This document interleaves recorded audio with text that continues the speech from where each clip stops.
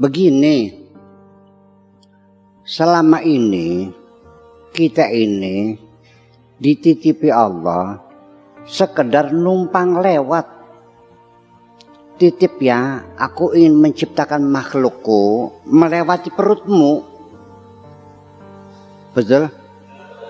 Nah, supaya anak itu dipelihara oleh ibunya, ya kan? Maka Allah menciptakan kasih sayang dititipkan ke dalam hatinya ibu. Dan ini tidak setiap ibu dititipin kasih sayang oleh Allah. Ada enggak ibu melahirkan anaknya dibuang tempat sampah? Ada enggak? Itu satu bukti bahwa Allah menitipkan lewat, tapi Allah tidak mendukung dengan kasih sayang yang ditempelkan ke hatinya ibu. Bahkan melahirkannya di WC sekalian diguyur, diinjak sekalian ke WC. Ada kan? Dibungkus pakai koran, dirubung lalat di koran. Ini banyak sekali. Atau dibuang di sungai. Itu gagal. Berarti Allah tidak menitipkannya. Nah, ketika Allah itu menghendaki anak itu sampai besar dan dewasa, nah maka ibu ini dititipi kasih sayang oleh Allah. Mungkin seorang ibu tidak merasa karena Allah tidak berbicara, tolong ya bu, ini titip makhluk gue nih, gitu kan gitu. Dan ini kasih sayangnya juga titipkan.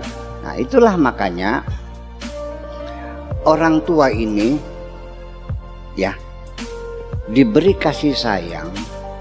Sebetulnya sang ibu sendiri tidak punya niat ingin bikin anak kok. Jujur aja nih, ibu pernah nggak sang suami mengajak bu bikin anak yuk? Enggak kan? Iya, kita dulu niatnya kan hanya bersenang-senang sendiri, karena kita ingin mengejar satu kelezatan, ya kan? Kelezatan hubungan seksual, hubungan sanggama. Kita merasakan ejakulasi, istri kita merasakan apa namanya? Kalau laki-laki ejakulasi, klimaks, orgasme, kalesan. Beri paham-pahammu. Kalau laki-laki itu bukan orgasme tapi ejakulasi, paham le? Jadi nanti sehingga nyimpang dulu, sehingga ketika seorang perempuan yang ada kelainan pertumbuhan janin itu kadang-kadang klitorisnya itu membengkak membesar seperti penis. Dalam kitab fikih disebutannya baga purus. Ingat nggak? Al-Huntsa itu orang yang punya dua kelamin, itu iskal dalam fikihnya. Itu laki atau perempuan, ya sudahlah kita maklumi karena fikih zaman dahulu belum masuk dalam ilmu kedokteran yang modern sekarang ini. Masih iskal kan? Nah, saya ingin mengatakan itu tetap statusnya perempuan sekalipun punya penis, punya vagina. Paham nggak? Sebab sekalipun itu bukan penis, itu klitoris yang membesar. Jadi tetap saja kenikmatannya disebut orgasme, bukan ejakulasi. Paham nggak? Oke, kita kembali lagi. Jadi kita dulu tidak niat bikin anak, niatnya pengen seneng-seneng sendiri.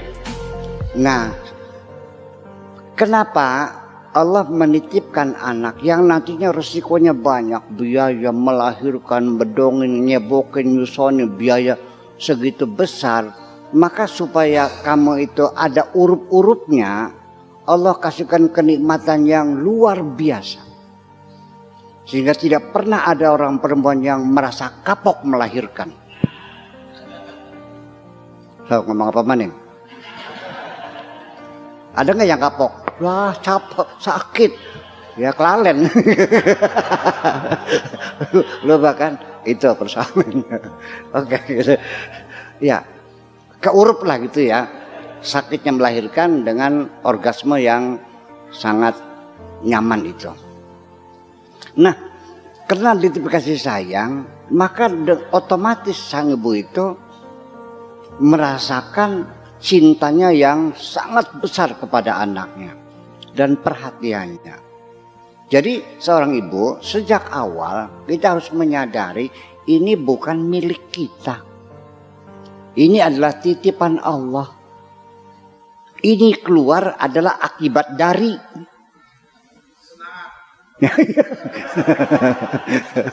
Iya, jadi tugas kita sebatas nyebokin, nyusuin, ngebedongin, mendidik, membiayai, nyunatin sampai kita kawinkan, sudah kita sampaikan, ya Allah tugasku selesai. Jadi kita mulai merasa khawatir, mulai gamang dan takut itu karena kita sejak kita merasa memiliki. Ya. Rasa kekecewaan orang tua saya mengerti. Betapa orang tua kecewa kepada anaknya ketika anak itu tidak sesuai dengan harapan kita. Betul nggak? Apalagi mengingkari kebaikan orang tua yang tadi sudah saya ceritakan. Nah, jadi apa saja ketika kita merasa memiliki dan cinta kita kepada milik kita itu berlebihan, maka rasa ketakutan kita semakin berlebihan. Itu saja persoalannya. Betul nggak? Jadi kiatnya gimana? Ya sekarang coba kita berpikir ulang lagi. Ini anak bukan bikinan saya. Ini adalah bikinannya Allah. Perut saya hanya dipakai numpang lewat sebagai imbalan akibat dari. Ya. Kemudian juga kita orang tua harus kita sadari bahwa jerih payah kita ini satu, tolong supaya jangan kecewa. Coba diniati dari awal kita membesarkan anak itu hanya sekedar melaksanakan amanah dari Allah Subhanahu wa Ta'ala.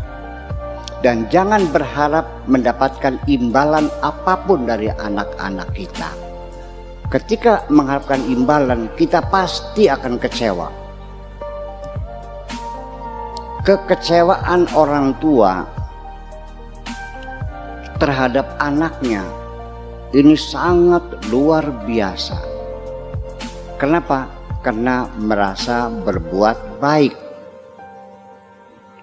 Oleh karena itu, Kanjeng Nabi telah memberikan peringatan, ittaqi syarra man ahsanta ilaih.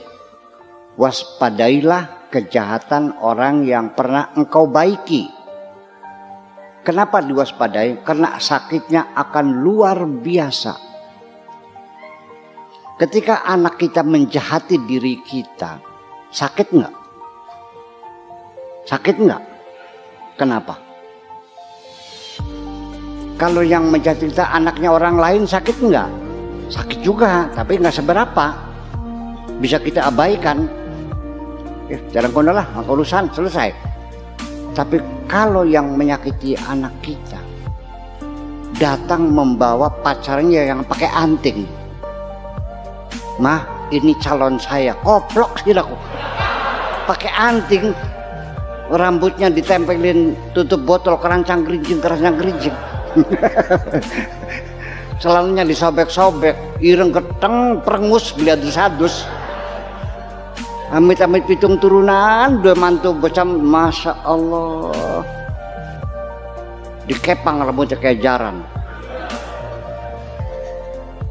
Akhirnya saking marahnya ibu, kalau kamu maksa silakan pilih satu antara dua, milih kuda kepang atau milih ibumu.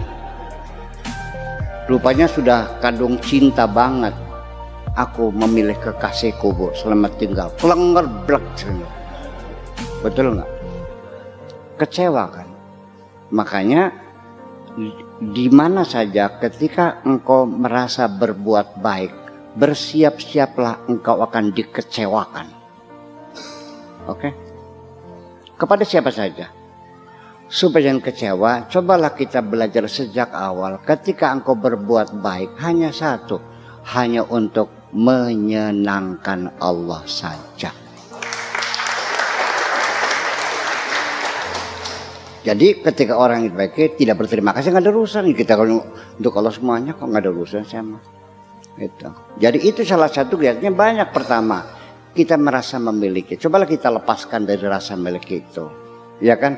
Kita merasa berbuat baik. Cobalah kita katakan semuanya untuk Allah semuanya, ya kan? Nyaman kan? Dan nanti pada akhirnya yang mendoakan kita kadang-kadang bukan anak kita kok, orang lain. Betul nggak? Syekh Syarif itu yang tukang kirim Fatihah, anak cucunya bukan. Anak cucunya ada nggak yang mabok-mabokan aja? Anak cucunya bukan kok. Saya juga sama, mungkin anak-anak saya nggak pernah kirim Fatihah, mungkin santri saya, mungkin yang saya yang kirim Fatihah. Betul nggak? Jadi kita boro-boro kirim Fatihah, waktu orang tua mati, anaknya nggak ada ngurusi kafan bapaknya kok, rebutan nyongkel lemari. Rebutan apa?